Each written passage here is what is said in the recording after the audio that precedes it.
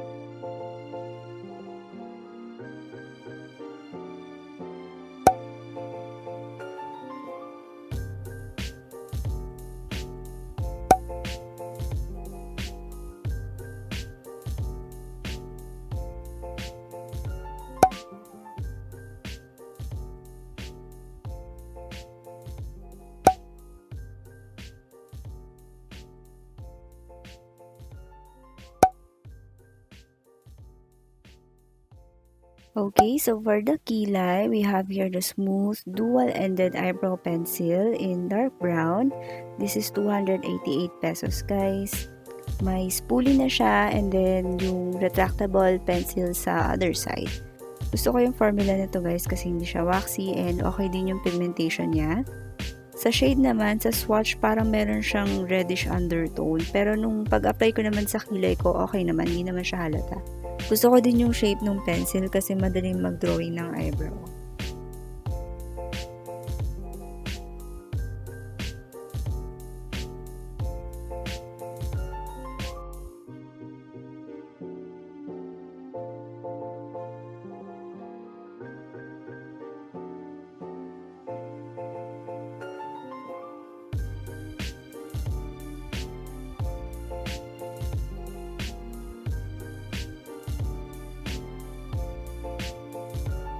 Okay, let's go with the eye makeup.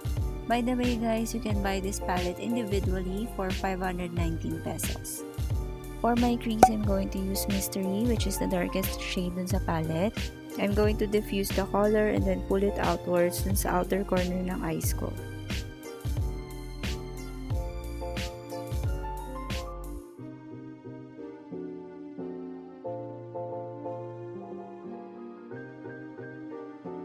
Next is yung shade na First Encounter. Ilalagay ko naman siya sa eyelid ko.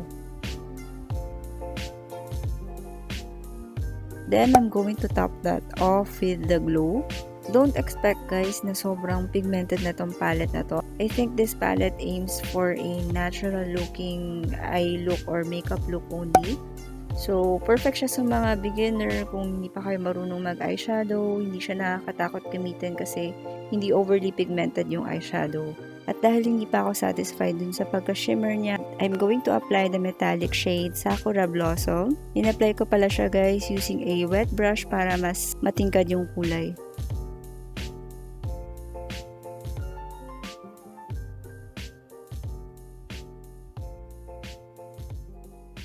Then I'm going to finish that off with the shade Shooting Star, which is a glitter. And I'm just going to use my finger kasi mas kumakapit siya using yung finger. For the lashes, we have here the Eyemax Mascara, which is 579 pesos. And look at that packaging, guys. Parang gawa siya sa glass. I'm not sure, pero may weight kasi siya and yung feel niya para siyang glass. Then yung applicator, grabe, saktong-sakto siya sa eyes ko. Nare-reach niya even yung inner corners ng lashes. Tapos yung formula niya, meron siyang kaunting microfibers. It lengthens and it volumizes my lashes. And it's waterproof pala, guys. Next, I'm going to use the High Definition Multifunction Mascara.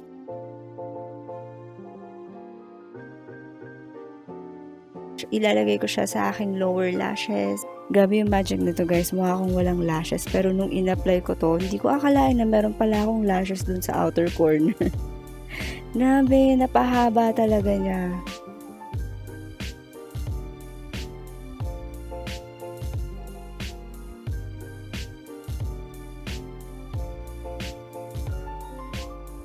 For sure, guys, definitely I will repurchase both of this mascara. Ang ganda ng formula, it lengthens, it volumizes, it's waterproof, and yung size ng wand, sobrang perfect talaga dun sa eyelashes ko.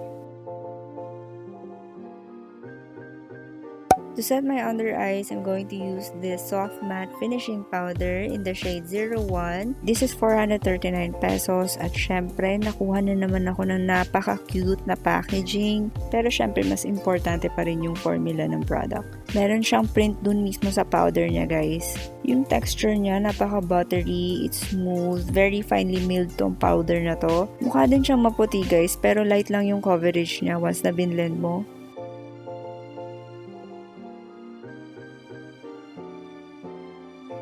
Ang ganda din ng formula nito, guys. Nakaka-blur out siya talaga ng pores. It mattifies. Hindi siya mukhang cakey. Maganda siyang pang set ng foundation. To set my whole face, I'm going to use this Sanrio loose powder in the shade 01 Transparent. This is 449 pesos. And set na siya. Meron siyang kasamang brush. In fairness naman, maganda yung brush na kasama niya. Very soft. Gagamit mo talaga siya. Same as their pressed powder, maganda yung performance sa akin nitong loose powder na to. It mattifies, it blurs out pores, it's very light, and it doesn't look cakey.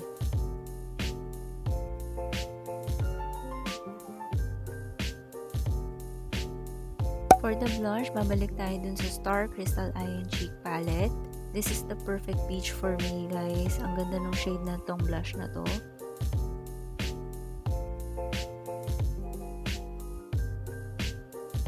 Meron siyang slight na sheen sa kanya.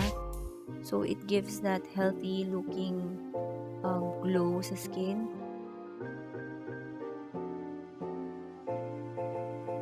I'm also going to use the highlighter from the same palette. Ang ganda ng shade nito, kaya lang feeling ko hindi siya kumakapit talaga dun sa gamit kong brush. Of course, for the finale, this is the Soft Mousse Lip Cream in the shade 09.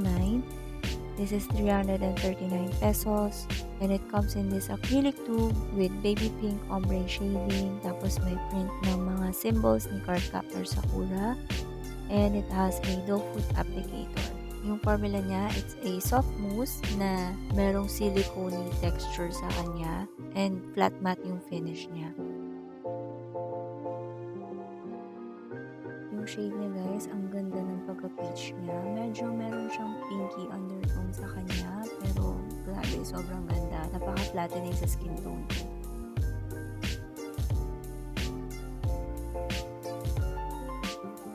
Pagka hinintay nyo siyang mag-set, guys, and then when you rub it, nandun yung parang creamy texture niya, pero hindi nag-move yung kulay.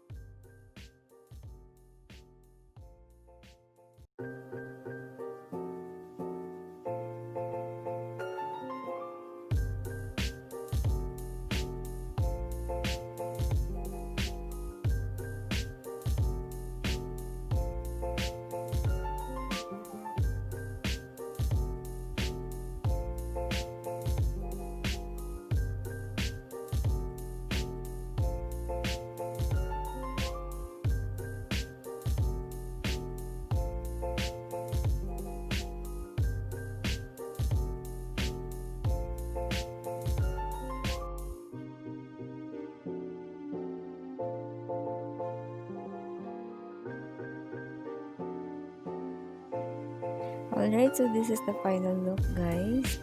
I really love yung shade ng lipstick from the Cardcaptor Sakura set. And so far, lahat naman na na-try ko dito sa pinadala nila ay nagustuhan ko. So, very promising talaga yung quality ng brand na to. Go check out Perfect Diary, guys, sa Lazada dahil marami pa silang ibang gift boxes na ang gaganda and super sulit. Perfect yan kasi malapit na yung holidays, yung Pasko, guys. Ayan, baka may makita kayong pangregalo doon. Lahat nga pala ng pinakita kong product dito, guys, ay nakalagay sa description box yung mga links. So, if ever na you want to get one, you can just click the link there and then it will go directly to their shop sa Lazada. All of the details and the prices nandyan lahat sa description box. And syempre, to end this video, we have a giveaway. I'll pick 3 winners. And all you have to do is, syempre, you must be a subscriber. Like and share this video. Follow me and Perfect Diary on Instagram. And leave a comment to share your thoughts about the Perfect Diary or anything na masasabi nyo about sa mga ginamit kong makeup from Perfect Diary today. So again, there will be 3 winners who will win lipstick from the Perfect Diary. Follow the mechanics, guys, ha? Okay, good luck. So I'll see you on my next one. Bye! I was hanging with you and then I realized I didn't think it was true. I was surprised when I found out I'd fallen for you.